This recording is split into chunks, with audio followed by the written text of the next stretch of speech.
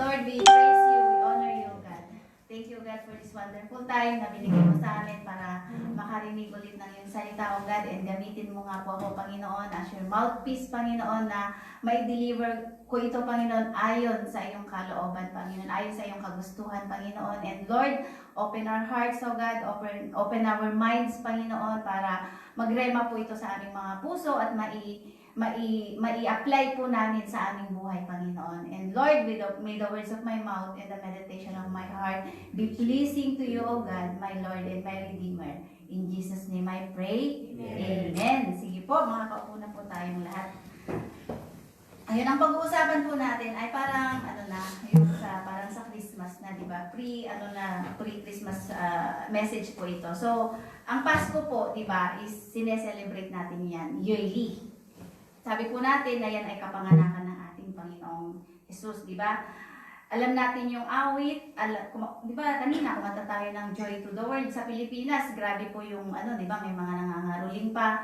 And talagang, pamilyar tayo sa kung ano ang sineselebrate ng Christmas, pamilyar tayo sa kwento, sa tradisyon. Pero, minsan, dahil sa over-familiarity, nawawala talaga yung lalim ng mensahe. Ano nga ba, 'di ba? Ano nga ba yung Christmas na sineselebrate natin? Kasi may panganib doon eh. Mas lalo na kapag sineselebrate mo lang siya without Jesus himself. Kasi siya po yung sineselebrate natin, 'di ba? Si Jesus Christ po talaga yung may kaarawan nito. Although sabi nga po hindi niya talaga kaarawan, pero bilang yung para lang ma-celebrate natin talaga yung birthday niya. Ito yung naging tradition, di ba? Tradition ng karamihan.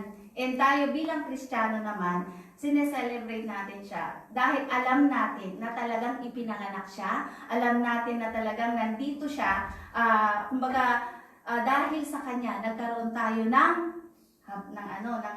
buhay na walang hanggan. Amen po ba 'yon? Amen, di po ba? So, ang ibibahagi ko po sa inyo is yung kung totoo ba yung pagtanggap natin kay Lord. Kasi minsan, ang akala natin tinanggap natin siya, pero hindi pala ganon. Kasi dapat mayroong relasyon sa ating Panginoon. Amen po ba yun? Amen. Amen. So, bago po tayo mag-umpisa, yan, i-declare po natin yan. I am Highly favored, greatly blessed, and deeply loved. Dapat po memorize nyo na yan, di ba? Kasi every Sunday po na sinasabi natin yan, and dapat po nagre-rema sa puso talaga natin that we are highly favored, greatly blessed po tayo, dahil araw-araw po talaga pinagpapala tayo ng Panginoon, and araw-araw minamahal din po tayo ni Lord. Amen? Amen. So, ang theme po natin is the power of choosing Christ. Pinili po ba talaga natin ang ating Panginoon? Or yung bang dahil lang nandito yung mga kaibigan natin, kaya tayo nandito? Dapat po alam natin talaga kung bakit tayo nandito. Kung ano yung relasyon meron tayo sa ating Panginoon. The power of choosing Christ. And the gospel is powerful, but power is released through choice. Ito po yung free choice na sinasabi. Kasi kahit sila Adam and Eve, 'di ba? Inilagay na sila ng Panginoon doon sa Garden of Eden. Ang ganda ng binigay ng Panginoon sa kanila, pero dahil sa wrong choice nila, nagkasala po sila at pati po tayo nadamay doon, 'di po ba? And sabi po diyan, God does not force His way into our lives. He invites, He calls, and He waits. Ang ibig ko pong sabihin dito na si Lord po, hindi po siya namimilit. Hindi niya i-force yung sarili niya para sa'yo. Dapat mayroon ka talagang pagpili, kusang pagpili sa Kanya. Dapat choice mo yon. Dapat pinipili mo talaga siya. Amen po ba yun? Amen. Tingnan niyo po dito. Yan. Di ba nangangatok ang ating Panginoon dyan? Behold, sabi niya, I stand at the door and knock. If anyone hears my voice and opens the door, I will come into him and dine with him and he with me. Sabi po niya, di ba? Alam niyo po yung door na yan, ang doorknob niya nasa loob lang. Sa labas walang doorknob. So si Lord nasa labas siya. Ngayon nangangatok siya. Ngayon hindi niya po pwersahin yung door para papasukin mo siya. Ikaw ang kusa na magbubukas para sa kanya. Kasi yung doorknob, one-sided lang, nasa loob lang. Yung sa labas, wala. Yan yung ano, tingnan mo, wala siyang doorknob. Diba? Yun yung pinapakahulugan yan. And alam niyo po yung, I stand at the door and knock. Sabi, ano po yung door na sinasabi? Hindi po talaga yung door na yan, kundi yung puso po natin na kumakatok ang ating Panginoon sa puso natin. At bubuksan ba natin siya? Diba? And sabi po dyan, and anyone hears my voice and opens the door. Yan, diba? If anyone hears my voice, kapag pinakinggan mo ang salita ni Lord, kapag pinakinggan mo yung knock niya, papapasukin po ba natin siya sa buhay natin? Diba? Dapat po papasukin talaga natin si Lord kasi po siya yung nagbibigay sa atin ng lahat ng pagpapala na natatanggap natin. And I will come into Him and dine with Him and He with me. Ang ibig pong sabihin niyan, hahayaan mo na si Lord ang maghari sa'yo. Hahayaan mo na si Lord ang manguna sa'yo. I will come into Him. Sabi niya, into Him. So, ibig sabihin, nandun yung ano, yung pag-surrender natin sa ating Panginoon. Amen po ba yun? Amen. Diba? So, ang ganda po ng ibig sabihin niya na walang doorknob sa labas. Sa loob lang talaga. Kaya, it is your choice kung pagbubuksan mo ang Panginoon sa buhay mo, kung patutuluyin mo talaga siya sa buhay mo. Amen po ba yun? And then, yan po yung ating title, Choosing Christ for Yourself. Tanungin nyo nga po yung sarili nyo, ako ba, pinili ko ba talaga si Kristo? Di ba? Pinili niyo po ba talaga si Kristo sa buhay ninyo? Amen. Di ba? Amen po ba yan? Di ba? Dapat po masagot nyo yan. Kasi kayo po yung may relasyon sa ating Panginoon. Hindi po pwedeng yung relasyon ko kay Lord ay relasyon din ninyo sa Kanya. At take note po, wala pong apo ang ating Panginoon, Diyos Ama. Walang apo. Bakit? Anak lang meron siya. Bakit? Kasi po, ang pananampalataya, ang kaligtasan ay hindi po namamana. It's between you and the Lord. Salvation is individual. Di po ba? Kaya naman po, kaya nga po tayo, binabahaginan natin yung ating mga anak, yung ating mga kapatid, yung ating mga pamilya. Kasi ayaw po natin na mapunta sila sa impyerno at tayo mapupunta sa langit. Di po ba? Amen po ba yun? Amen. Sino nagbabahagi ng salita ng Lord sa kanyang pamilya? Amen. Amen. Pero, alam niyo po, kung hindi pa man po tayo nakakapagbahagi ngayon, darating din po yung time na talagang magkakaroon tayo ng desire to share the Word of God para po sila, maranasan din po nila yung nararanasan natin sa piling ng ating Panginoon. Yan. So, today is not just about listening. Di ba, sabi nga kanina ni Ate Hites na ito yung pinaka-importante, mag-listen tayo. Pero, ngayon, it's not just about listening, it's about deciding. Yung magdi-decide ka para sa sarili mo because when you choose Christ, everything changes. Di ba? Kapag si Lord na, kapag pinili mo ang Panginoon, magbabago ang buhay mo. Magkakaroon ng transformation. Amen po ba yun? So yun po, no? Listening and then deciding. Magdi-decide ka ngayon, araw na to, kung si Lord ba talaga ang pinipili mo. Yan. Number 1 point po natin is choosing Christ is a continual decision. Ibig pong sabihin nito, every day of your life, dapat pinipili mo ang ating Panginoong Jesus. Di ba? Hindi lang kapag mayroon kang pinagdadaanan, lalapit ka kay Lord. Kapag mayroon kang gustong gawin na mga project, ipag-pray mo kay Lord, di ba? Hindi po. Continual po. Dapat po, araw-araw nating pinipili ang ating Panginoon. Hindi po pwedeng Kristiyano ka ngayong Sunday, tapos Monday to Saturday ay hindi ka Kristiyano. Di po ba? Dapat po, nakikita natin yung difference noon. Dapat po, hindi lang tayo Sunday Christian. Dapat everyday Christian po tayo. Everyday po tayo na anak ng Diyos. Amen po ba yun? Diba? So yun po yung ibig sabihin nito na choosing Christ is a continual decision. Dapat pinipili mo talaga siya every day of your life. Kagaya po sa mag-asawa. Diba sa mga mag-asawa, hindi po pagkatapos ng kasal, kapag nag-exchange na sila ng ring, tapos na. Hindi. Every day yan, pipiliin mo siyang mahalin talaga, unawain, patawarin kung may kasalanan siya, at pagsilbihan, di po ba? Ganon din po sa ating Panginoon. Hindi po dahil tinanggap mo na siya, ay wala na, tapos na. Hanggang dun lang ang ating pagpili sa ating Panginoon. Commitment po yun. Commitment. Dapat andun po yung commitment natin for the Lord. Kasi si Lord po, committed siya sa atin to bless us, to, di ba, to heal us. Lahat po, ibinibigay niya para sa atin. Yan sa Joshua 24:15. And if it seems evil to you to serve the Lord, sabi niya, choose for yourselves this day whom you will serve, whether the gods which your father served that were on the other side of the river, or the gods of the Amorites in whose land you will dwell. But, sabi ni Joshua, as for me and my house, pamilya niya, we will serve the Lord. Alam niyo po nung time na to, matanda na po dyan si Joshua.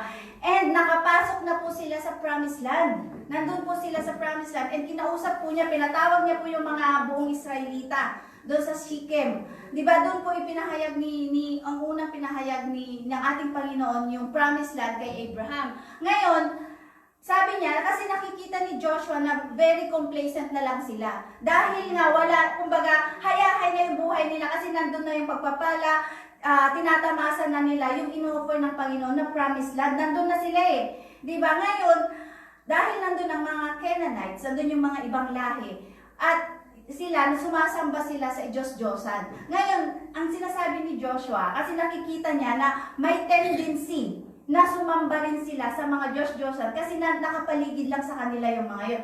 Kaya naman, pinatawag niya, sabi niya, hindi niya sinabing alalahanin niyo yung ginawa ni Lord. Hindi niya sinabi. Sabi niya, choose for yourself kung sino ang paglilingkuran mo, kung sino ang sasambahin mo, kung sino ang pupurihin mo. Sabi ni Joshua, choose for yourselves.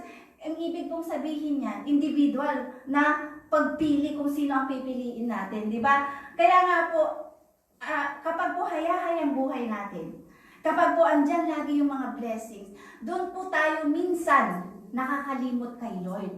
Pero kapag marami kang pinagdadaanan, lagi kang tumatawag kay Lord. Ano mas maganda? May pinagdadaanan na lang, di ba? Pero alam niyo po, yun po talaga yung nakita ni Joshua. And hindi na po niya sinabi na makakamkamin pa natin yung mga land na to, kasi tapos na eh. Nandun na sila, nakapasok na sila sa promised land. And yun na lang po yung problema.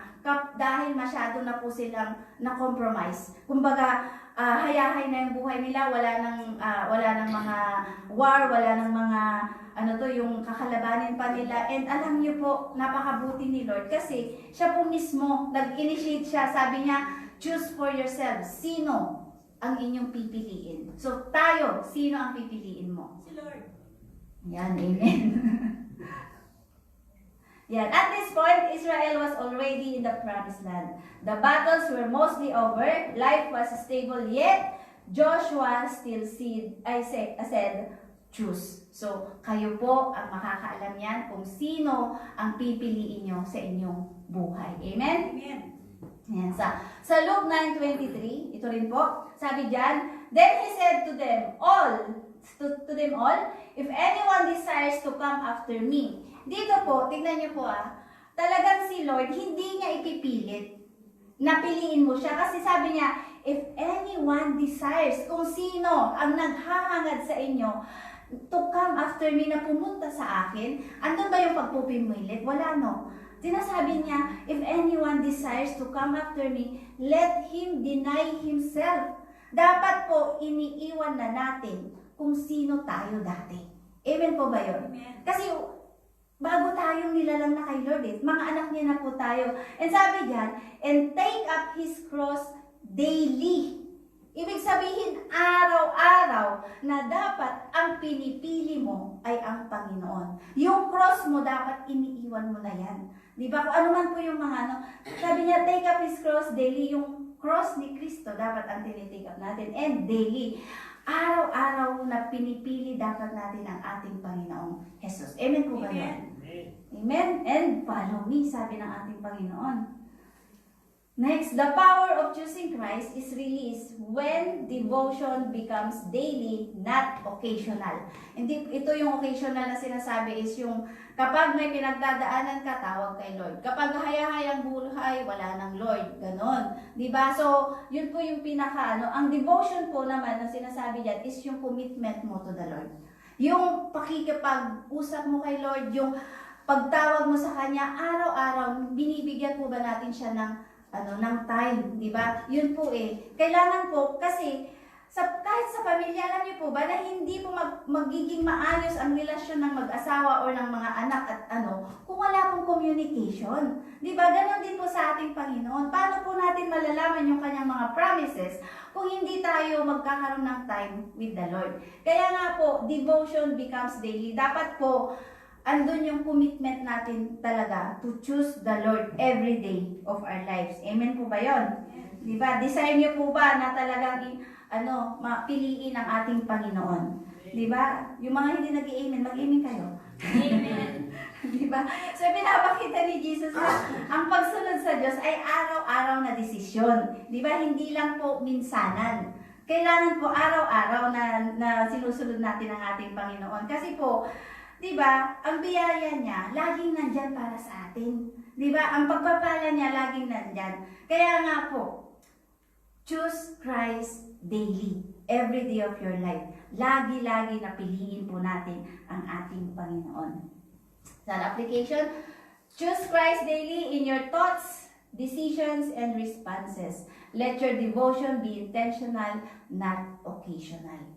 Wag lang po, pag may okasyon, tsaka tayo tatawag kay Lord. Dapat po intentional. Talagang pipiliin mo siya everyday. Di po ba? Amen po ba yan? Choose Christ daily. Sa thoughts mo, sa decisions mo, sa responses mo. Dapat hindi ka self-led. Hindi kayong sarili mo ang sinusunod mo. Diba? Kasi po, pagka sarili mo lang lagi ang sinusunod mo, self-deception po yun. Diba? Ibig sabihin, wala ka talaga sa Panginoon. Kasi sarili mo sinusunod mo Dapat po, ang sinusunod natin everyday ay ang ating Panginoon. Yung kalooban niya lang po. Amen po ba yun? And malalaman po natin yung kalooban niya. Kasi po, pagka-active ang Holy Spirit sa atin. Kaya nga po dapat tinatawag din po natin yung Holy Spirit na nasa atin. Amen po ba yan? Amen. Yeah, number 2, choosing Christ as Lord, not just Savior. Surrender po ang ibig sabihin niyan. Ngayon, di ba, kapag pinatanggap po tayo, di ba, pag pinapatanggap tayo, Lord, tinatanggap kita as my Lord and Savior. Pero yung Savior, naiintindihan natin yon na siya yung tagapagligtas natin, nagbigay sa atin yung eternal life, kaligtasan, lahat nandyan na, di ba? Forgiveness, nandyan na. Alam natin yun. Pero, ano ang ibig sabihin ng Lord? As Lord, di ba? Choosing Christ as Lord. Ang ibig pong sabihin ng Lord, dapat siya na ang naghahari sa buhay mo. God is ruling your life. God is ruling your heart. God is ruling your mind. Hindi lang po nagro-rule si Lord kapag meron kang di ba? Pagka meron kang hiningi sa Kanya, doon ka lang susunod sa Kanya, hindi po. Di ba? Dapat po, yung full authority ng ating Panginoong Jesus ay nasa iyo na. Hindi mo susundin yung sarili mo. Ang susundin mo na lang ay ang Panginoon. Amen po ba yun? Di ba? Marami pong Christian na alam nila yung Savior, pero ano naman kaya? Kumusta naman kaya pag sinabi mo, He is my Lord? Diba? Amen po ba yun? Amen. Sa John 1:12, sabi po dyan, but as many as receive Him, tumanggap. Diba? Hindi po sinabi ni John na in-acknowledge mo lang ang Panginoon. Hindi rin po niya sinabing ni-recognize mo lang si Lord. Ang sabi po dyan, receive. Ibig sabihin, tinanggap. Di po ba? Tinanggap. To them, He gave the right to become children of God, to those who believe in His name. Diba? So, ibig sabihin po, pag tinanggap mo si Lord, dapat po buong puso, wholeheartedly. Amen po ba yun? Diba? Na siya na yung magiging Lord mo talaga. Siya na yung magiging maghahari sa buhay mo. And He give the right to become children of God. Diba? Lagi po ninyong naririnig sa akin niya na Tayo po ay mga anak ng Diyos. Kaya naman po, kapag may pinagdadaanan ka, huwag mong sasabihin na, paano na to, Lord? Anong gagawin ko dito, Lord? Hindi. Lord, anak mo ako. May gagawin ka dito, Panginoon. Ibinibigay ko to sa iyo, Panginoon. Ikaw ang manguna dito, Panginoon. Yun po ang ibig sabihin ng you are my Lord. Amen po ba yun? Amen. Amen. Yan. So, knowing about Jesus is not the same as receiving Him. Lahat po kasi tayo, di ba? Kahit ako nung hindi pa ako Kristiyano, nung hindi ko pa talaga nalalaman yung salita ni Lord, alam ko, kilala ko si Lord. Knowing, di ba? Alam mo lang na may Panginoon, alam mo na nandyan siya, pero, ang ano dito, kung tinanggap mo ba siya. Di ba? Iba po kasi yung kilala mo lang siya, yung alam mo lang na nandyan siya, sa tinanggap mo talaga siya sa buhay mo. Di po ba? Receiving Christ means welcoming Him personally and fully. Di ba? Personal na pagtanggap sa ating Panginoon. Alam niyo po, ang Greek word po ng receive is lambano. Di ba? Lambano po yun na ang ibig niyang sabihin ay ibinibigay mo kay Lord yung full authority ng buhay mo, na siya na dapat yung maghahari sa'yo. Diba? Na kapag tinatamad kang magsimba, alam niyo po ba, sabihin niyo, ay Lord, ikaw pala dapat ang masunod dito, ikaw pala dapat ang maghari sa akin, kaya magsisimba ako. Diba? Dapat mo naririnig mo yung bulong ng ating Panginoon, yung pagsunod mo sa Kanya, dapat laging nandun. Alam niyo po ba kung ano ang love? What is love? Explainin niyo po nga ang love. L-O-V-E. Mali. O-B-E-Y dapat. Tama? I will Obey. obey. Dapat mag-obey tayo kay Lord. Tama. Hindi po, ang love po is not merely yung feeling lang.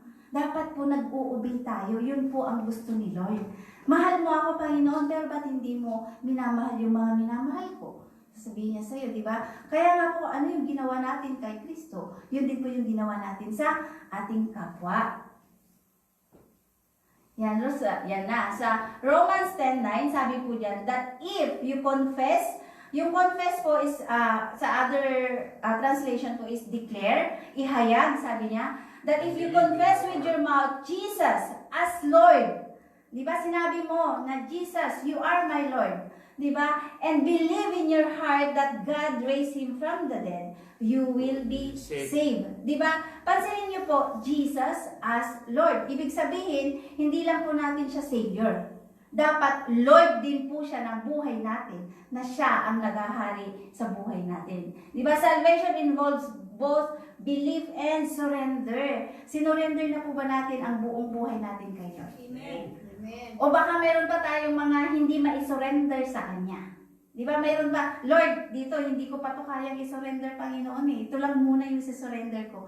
Pero hindi po eh. Ang gusto ni Lord, fully surrender po tayo sa Kanya. Di ba, calling Jesus Lord means placing Him in authority. So, ibig sabihin, siya dapat ang nasusunod sa buhay mo. Hindi yung sarili mong kagustuhan. Tama po? Amen. So ngayon po ba, pakikinggan na po ba natin ang ating Panginoon? Amen. Amen po, di ba? Kasi po, talaga pong dapat siya yung naghahari sa buhay natin. Siya yung nagro-rule sa puso po natin. Amen po ba yun? Di ba? Alam niyo po, sa panahon ng Roma noon, pagka sinabi mo po, di ba si Cesar Augustus, nung siya po yung nagre-reign, pag sinabi mong Lord Jesus, ay delikado ang buhay mo. Kasi hindi mo pwedeng sabihin ang Lord sa ibang tao. Dapat kay Augustus Caesar lang. Kasi yun ang Lord nila noong time na yon. Di ba? Kaya naman po, di ba?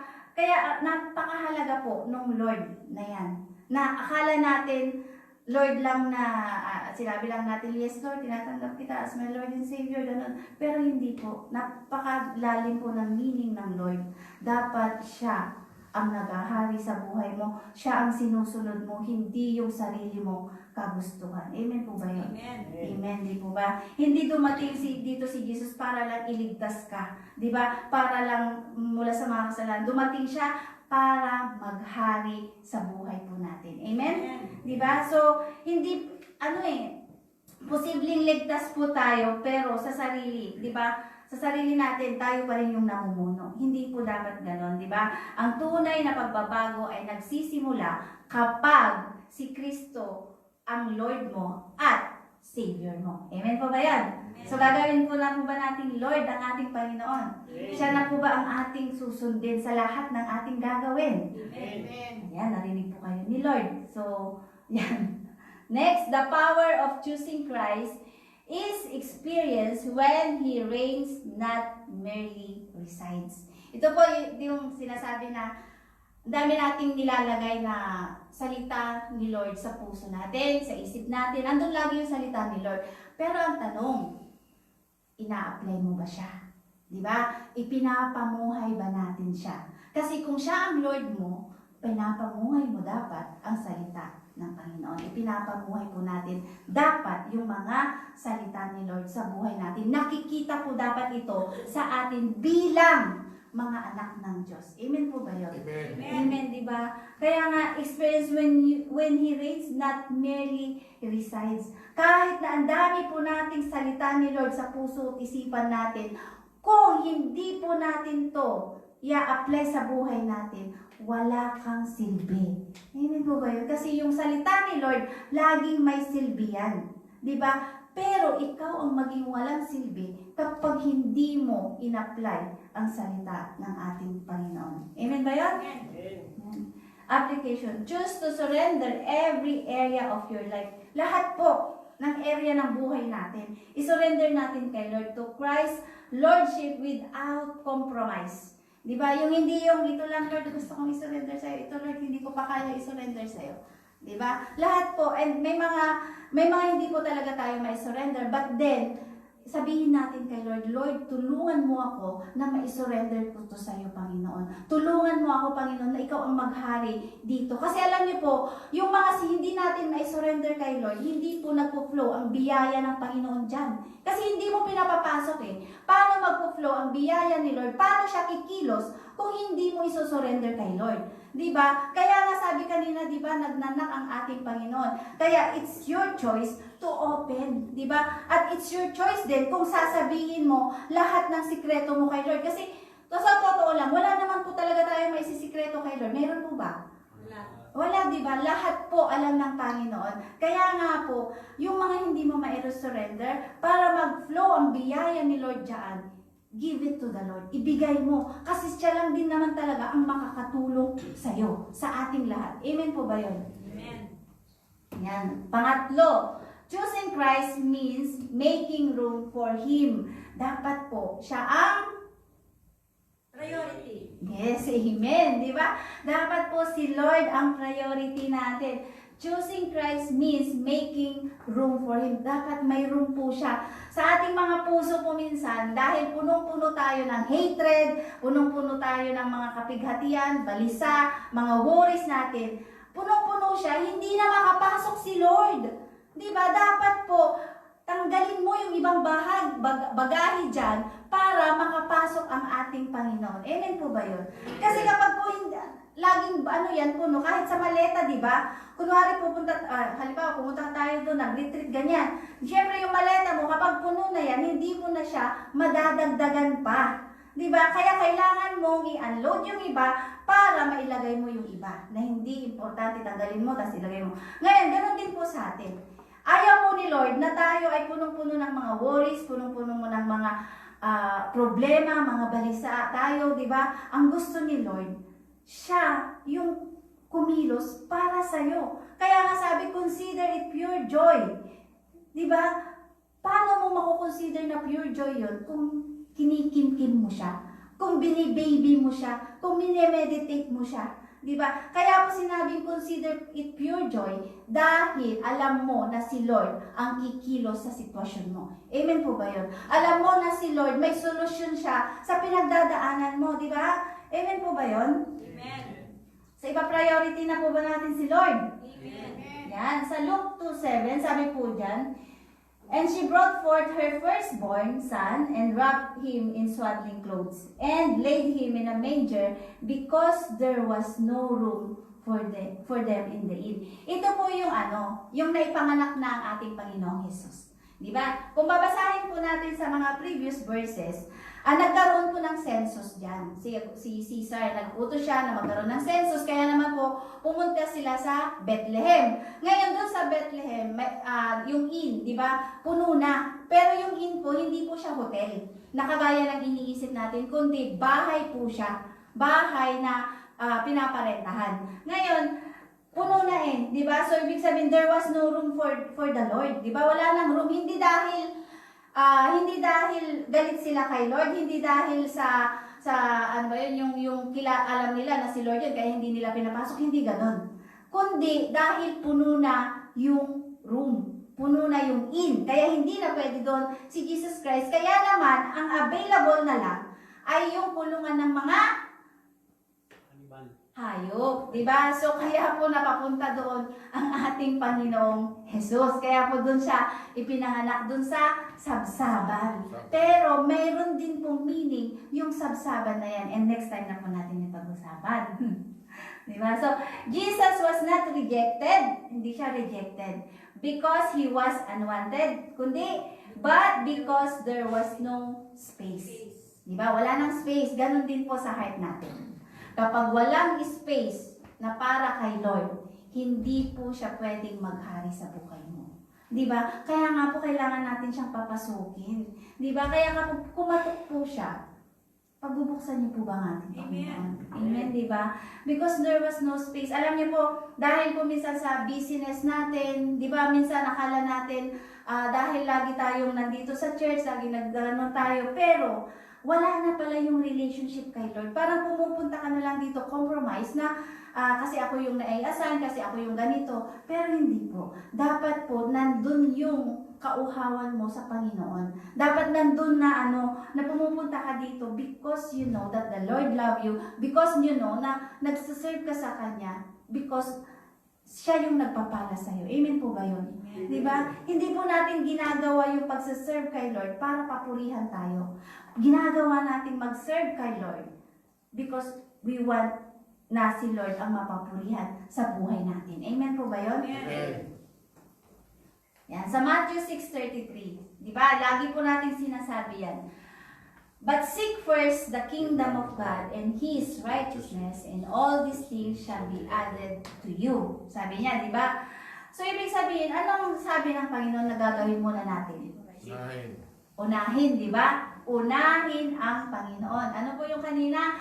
Priority. Di ba? Dapat priority natin si Lord. Every Sunday lang po ba na priority si Lord? Mail. Di ba dapat everyday priority si Lord? Everyday you are choosing the Lord. Di ba? Everyday you are making room for the Lord. Di tama? Amen po ba yun? Di ba? Everyday na si Lord yung Lord ng buhay mo. Amen po ba yun? Amen. Hindi lang kapag seasonal. Di ba? Hindi po tayo seasonal Christian. Di ba? Tayo po, everyday Christian po tayo. Everyday po na anak tayo ng Panginoon Alam niyo po, nalulungkot po si Lord kapag po hindi tayo lumalapit sa Kanya. Di ba, mas lalo na tinanggap mo na siya as your Lord, as your Savior. Yung Savior okay pa, yung Lord, di ba? Doon po tayo pumapalya. Di ba? At ipanalangin po natin na tulungan tayo ng Panginoon na maging talaga siya yung focus natin. Amen po ba yun? Amen. Di ba? Alam niyo po yan, yan po yung akala ko po noon yan, lang yung kinakanta lang sa Catholic, di ba? Seek ye first the kingdom of God. Hindi ko akalain na nakasulat pala sa Bible, Matthew 6:33. So, ibig sabihin, sabi ko, ay, may memorize na rin pala ako noon, kahit wala pa akong relasyon kay Lord. Di ba? So, yan po ang sinasabi. Pag sinabing, but seek first, ibig pong sabihin yan na makipagrelasyon ka kay Lord. Dapat mayroon kayong intimate relationship sa ating Panginoon. Di ba? Kagaya po sa mag-asawa kami ni Brother Alfred. Kung wala po kaming communication, hindi po kami nag-uusap sa bahay, edi, paano? Di ba? Hindi ko siya kahit ako, di ba? Wala na. Hindi pwedeng hindi kayo nag-uusap. Ganon din po sa ating Panginoon. Dapat kinakausap natin siya lagi. Amen po ba yun? Di ba? Sabi nga, kahit nasa train ka, kahit nasa bus ka, kahit nasaan ka pa, God is everywhere. Andiyan po siya lagi, kasama natin. Amen po ba? Amen. Yan. Jesus taught that when God is first, everything else follows in order. Amen po ba? Di ba? Kapag inuuna mo ang Panginoon, ibig sabihin, ipoprovide niya na yung mga pangangailangan natin. Kasi sabi po dyan, no, and all these things shall be added to you. Alam po ba ni Lord yung mga pangangailangan natin? Amen. Kahit hindi natin sabihin, di ba? Amen. Pero, ang gusto ni Lord, sabihin natin sa Kanya. Kasi, isa pong para makapag-communicate talaga tayo kay Lord, sabihin mo kung ano yung nararamdaman mo, kung ano yung nararanasan mo, kung ano yung mga problema mo, di ba? Maging open po tayo kay Lord. Kasi minsan parang natatakot tayo mag-open kay Lord, samantalang kilala ka naman niya talaga. Amen po ba yun? Di ba? Yan. So, God first and everything follows in order. Dapat po, and yung righteousness na sinasabi niya, alam ko po, lagi ko pong sinasabi sa inyo that we are righteous because of our Lord Jesus Christ. Diba? So, yun po yun yung nagbigay sa atin talaga ng qualification para makalapit sa ating Panginoon because of His righteousness na nakabalot na po sa atin. Amen po ba yun? Amen. Yan. So, the power of choosing Christ is seen when He is given first place. First place po ba si Lord sa inyong mga puso?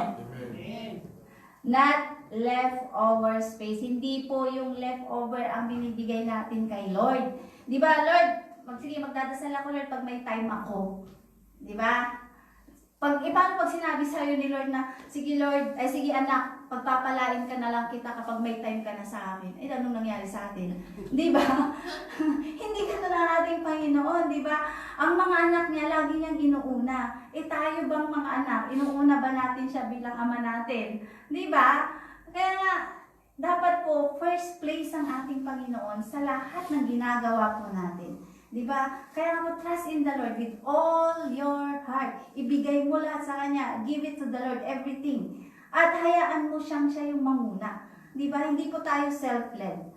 Kailangan po si Lord ang Lord ng buhay natin. Si Jesus, si God, ang Lord ng buhay natin. Siya yung nagre-reign, siya yung nag-ano sa atin. Diba? Amen po ba yun? Amen. Amen. Huwag na po natin bigyan si Lord ng leftover, ha? Yung parang sa pagkain lang, yung kilabban. Ano ba yun sa Tagalog? Di ba? Leftover, yung kanin, bahaw, di ba? Huwag pong ganun ang gawin natin sa Panginoon. Hindi po siya leftover. Dapat po bagong luto lagi ang bibigay natin kay Lord. Amen po ba? Amen. Amen. So, application. Choose to release distractions and reorder priorities. Reorder. So, kasi po, tayo po, mayroon po talaga tayong mga pina-priority. Pero, doon po sa mga priorities mo na yan, dapat on top po ang ating Panginoon. Tama po? Hindi po yung priority mo, pamilya mo, trabaho mo, yung ipapadala mo sa Pilipinas, yung mga sa anak mo, tapos si Lord nandito sa ibaba. Hindi po pwedeng ganon. Dapat po, si Lord ang nasa taas. Amen po ba yun? Si Lord dapat yung first place sa buhay mo. Kasi, sabi niya, magiging in order lahat kapag ang Panginoon ang priority mo. Kapag siya ang first place sa buhay mo. Kaya nga, seek first the kingdom of God. Diba? So, dapat po, una lagi ang ating Panginoon sa buhay natin. Piliin natin siya araw-araw and maging Lord ng buhay natin ang ating Panginoon. Reorder, so Christ remains first. Dapat si Kristo po ang laging una sa buhay po natin. Sabihin mo sa katabi mo, unahin mo lagi si Kristo. God first. Amen? Alam niyo po, hindi po nakikipagbiroan sa atin si Lord. Totoo po yan na dapat siya ang priority natin. Amen po ba yun?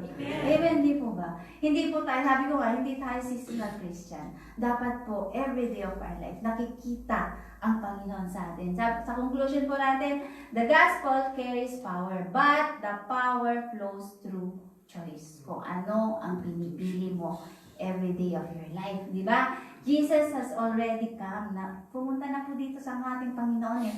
At sabi nga ni Brother Alfred kanina, hindi siya pupunta ulit dito para magbigay ng salvation. Hindi na. Kundi para kunin tayo.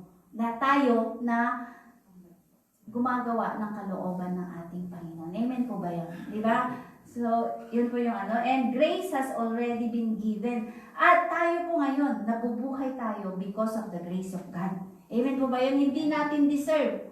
Diba? Pero, dahil mahal tayo ng Panginoon, yung favor, yung grasya, nag-overflow po yan sa buhay natin. Kaya nga po sabi ko sa inyo, padaluyin ninyo ang biyaya ng Panginoon sa buhay ninyo. Amen po ba yan? Surrender everything to the Lord. Diba? Now, the power is released when we choose Christ. So, choose Christ. Piliin mo ang Panginoon. Diba? Sabihin mo sa katabi mo, choose Christ. Choose Christ. Choose Christ. Diba? Piliin po natin ang Panginoon. And sabi po sa last, yan, declare po natin yan. Choose Him daily. Choose Him fully. Choose Him first. Amen? Amen. So yan po yung ano, yung i-ano natin, na magrema sa atin na kapag may pinagdadaanan ka ay dapat piliin ko si Lord daily para maging malakas ako. Di ba? And fully, dapat si Lord ang maghari sa buhay ko para hindi ako manghina ng ganito. Di ba? And dapat first ang Panginoon sa akin. Paggising ko pa lang sa umaga, Lord, thank you. Di ba? Minsan kasi pagkagising mo sa umaga, nagmamadali ka na, wala ka ng prayer. Tapos nagkanda, luko-luko na yung araw mo. Dahil, bakit? Hindi mo inuna si Lord. Di ba? Hindi po tayo nagkakaroon ng kapayapaan kapag hindi natin inuna ang ating Panginoon. Kaya naman po, sa relationship natin kay Lord, choose Him daily. Dapat po, siya yung Lord mo, siya yung naghahari sa buhay mo. At pangatlo, dapat siya ang number 1 sa buhay mo. Amen. Amen po ba yun? So sige po, tinatawagan po natin ang ating worship team para makapagpuri ulit tayo sa Kanya. Ayan, to God be all the glory. God bless you all. And yun po na may natutunan po tayo, di ba? Everyday. Dapat po yun yung Christmas natin na piliin po natin lagi ang ating Panginoon. At siya po dapat ang number 1 sa buhay natin. Amen.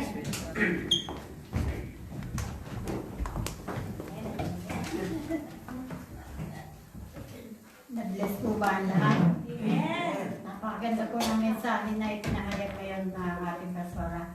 So sige po, patuloy po tayo magpupuri at magpapasalamat sa ating Panginoon. Umawit po tayo ng shout to the Lord.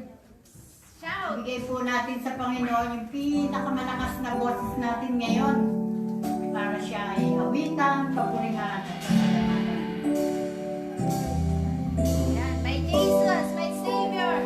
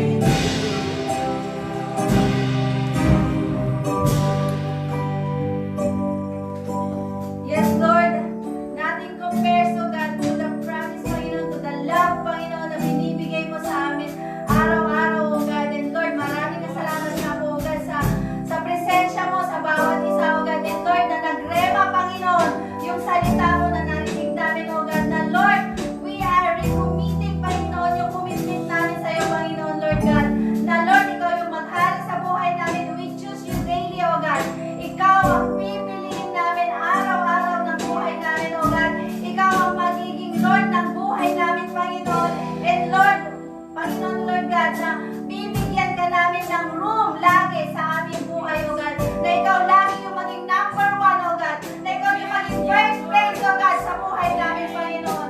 Maraming salamat, oh God, na patuloy, oh God, na palakasin mo kami.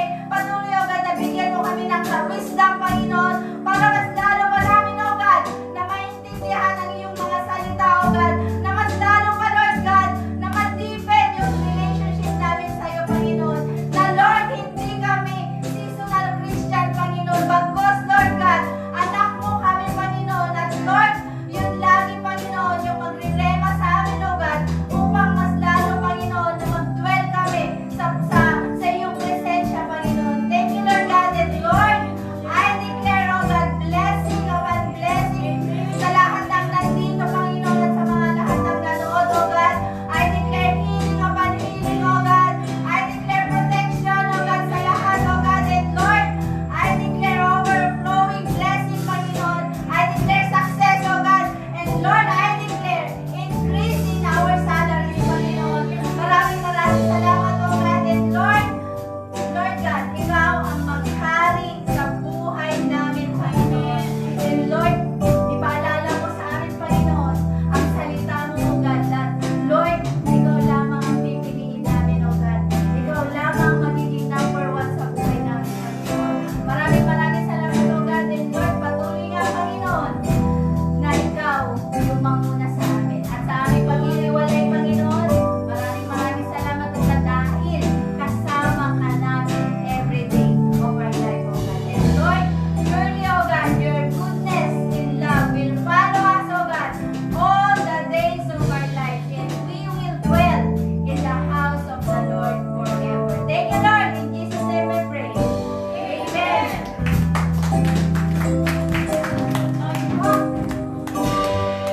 Sobrang blessed po tayo ngayon sa ating victory song. Aawitin po natin muli yung Joy to the World dahil po Pasko na.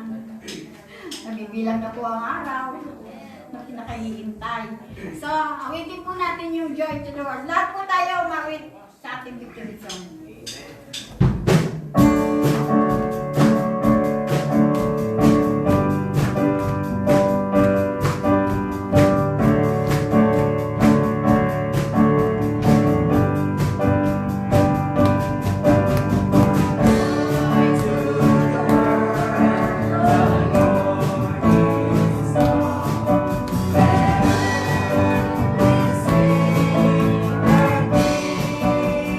Thank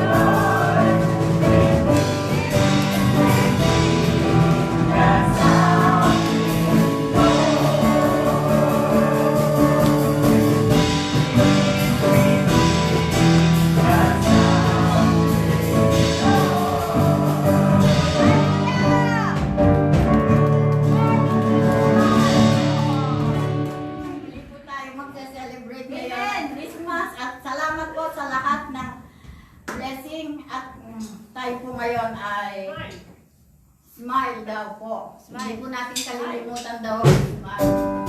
Alam ka mo, hindi po natin tayo po.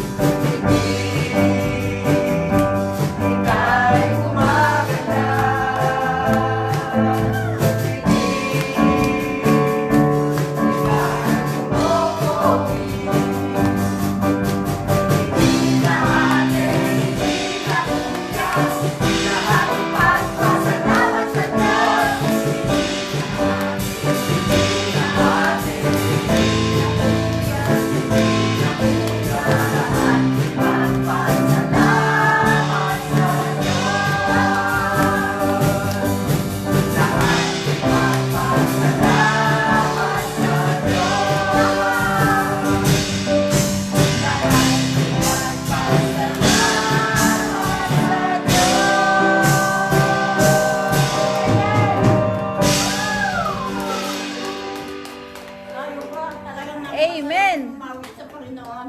Alam po, hindi naawitin ng smile dahil nag-joy to the world, pero hindi po natin kalilimutan kasi yung smile. God bless you all. God bless you all po! At sige po, tayo po ngayon ay magpunta dito sa harapan ang makapag-picture taking. Brother Boyet! Oh, picture na. Picture taking tayo. Okay. Ang tagi niya. Sa una. Yung sa pangalawa, kuha na pangalawa. Kuha na. Sige pa, punta na po tayo dito sa Nahihirapan akong umilang. Bakit ka ba mas matalas? Wala talaga ako. Okay, hindi na sa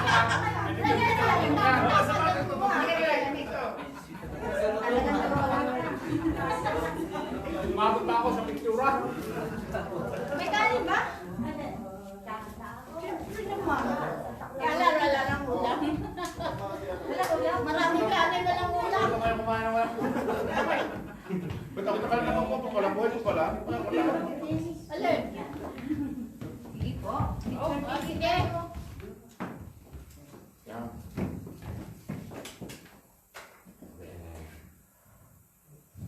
Kinaka-video pa.